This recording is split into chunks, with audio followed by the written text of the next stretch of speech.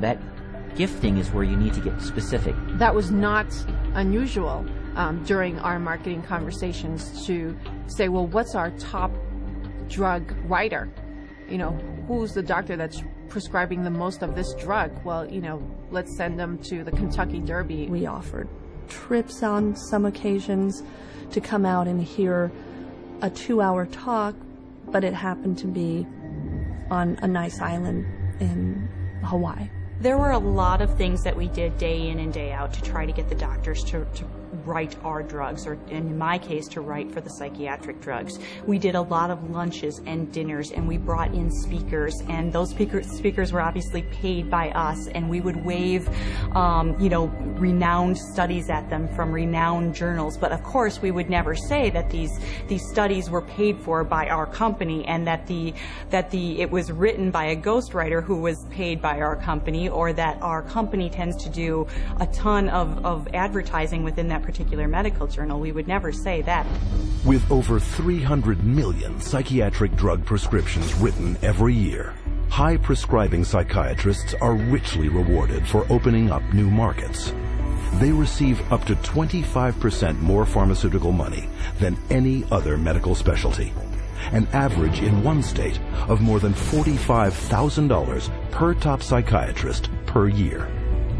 Psychiatrists get more kickback from the pharmaceutical companies than any other branch of medicine. The profession of psychiatry couldn't keep its journals afloat, couldn't keep its conferences afloat, couldn't keep its organizations afloat without money from drug companies. The drug companies really have psychiatry in their pocket. This is a profession whose diagnoses have been heavily influenced by people who are heavily influenced by the pharmaceutical industry, and whose treatments are almost exclusively these days pharmaceuticals. We should be able to count on them. I do not believe that we can.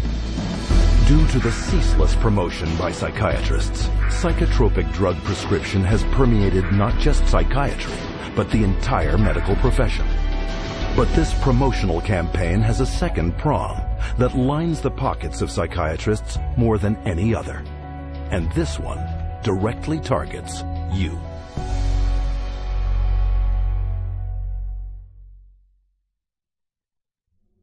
Abilify helps control symptoms of bipolar mania. Ask your doctor about Effexor XR. Paxil, the most prescribed medication of its kind. Prozac Weekly is here. Zoloft, a prescription. Seraphin. PMDD. And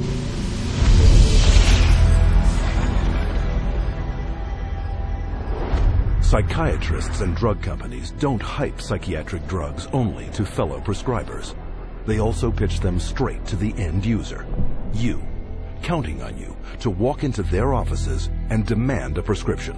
The direct-to-consumer advertising is instilling the notion in every human being that something is mentally wrong, something needs correction.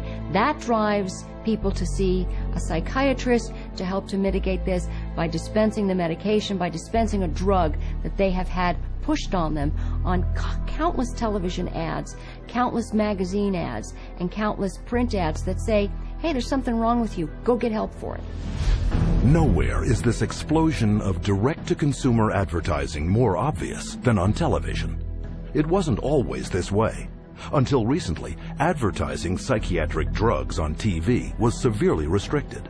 But in 1997, the FDA was persuaded to relax their rules on advertising in the media, in direct violation of Article 10 of an international treaty signed at the United Nations. Every 5 minutes there's a new drug ad. And this is not by accident. This is cold, canny, scientific design. The ads are fundamentally of two types. One type of ad is a effort to try to get the patient to take the drug company's drug. Abilify helps control symptoms of bipolar mania. But then the second kind of direct-to-consumer advertising is the you're sick and you didn't know it advertising. You could be suffering from generalized anxiety disorder. Because they want to create sales, so what they're going to do is tell people, do you have these symptoms? Do you have this disease? Do you have this particular condition? But they hit it so hard on television that people say, ask your doctor, ask your doctor. Every commercial is a referral to the doctor. See, they're working for each other. Ask your doctor about Cymbalta. Depression hurts. Cymbalta can help. I can go to my doctor and say, here are my symptoms, and walk out with the prescription I want. I can ask for a drug by name, and most of the time I'll be given the drug. So basically I'm my own doctor. The industry defends what it's doing by saying this is some kind of public health education campaign. And I'm sorry, I think if you go to an advertising agency, you're advertising. From the start, advertising psychiatric drugs on television has been phenomenally successful. In just the first 3 years, sales of psychiatric drugs skyrocketed by 250%. With grosses now hitting record levels, the drug industry is spending $2.9 billion a year in TV advertising alone. And once this drives people into the offices of psychiatrists, they can be hooked using another marketing ploy: free samples. The industry is willing to give out millions of dollars worth of free samples because it generates billions of dollars in sales. You want a prescription and you want Prozac written forever as a maintenance therapy. So you establish that with some free Prozac up front. Here, take this sample, it doesn't cost you anything, and then if you like it or if it seems to work, then we'll make a prescription, but you're going to have to pay for that prescription. The sample is free. So it's really a marketing technique. They got a cash cow. Zero refill means you've got to go back to the doctor for another consultation, for another subscription, and it just goes forever. This is business. This is money. Some direct-to-consumer marketing is camouflaged as public information. Psychiatrists regularly appear in the media, warning the public of the latest mental illness epidemics and hawking their latest breakthroughs. They write articles planted in newspapers and magazines that further their mental health awareness campaigns. Even patient advocacy groups claiming to offer unbiased information on psychiatric drugs are, upon closer inspection, pharmaceutically funded front groups managed by psychiatrists. They were started specifically by the industry themselves, and the public isn't informed of that. You know, it's basically a great big lie to the public that they think they're going to a charitable organization that has their best interest at heart. Case in point, children and adults with attention deficit disorder, or CHAD, the biggest and most well-funded front group for the makers of stimulant drugs. Stephen Plog is a former CHAD executive.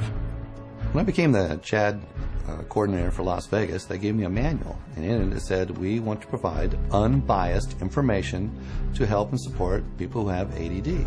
For the next 30 days, we put 22 parents and their kids on a program with lab tests to find out what their causes were, eliminated their causes, they got prescription free, medication free, side effect free, and they got better with their self-esteem, and they became actually happier, healthier, and more successful.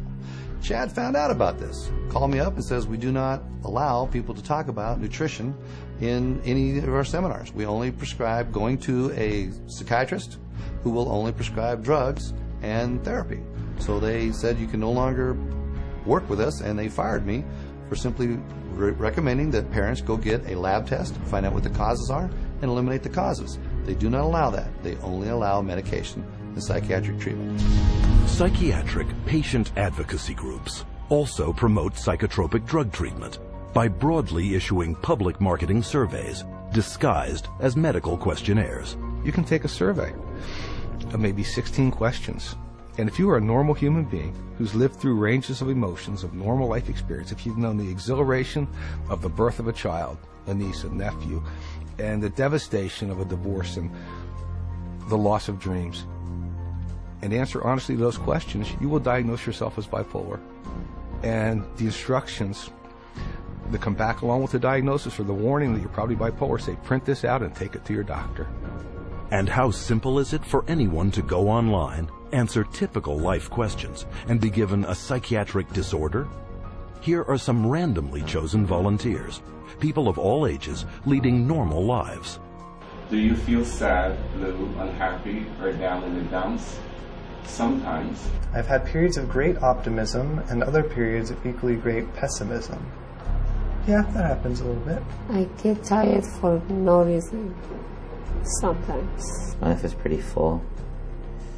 Not really. For no apparent reason, I sometimes have been very angry or hostile. It's hard for me to concentrate on reading. I am restless and can't keep still. My heart beats faster than usual. I have trouble sleeping, shortness of breath. Gained weight.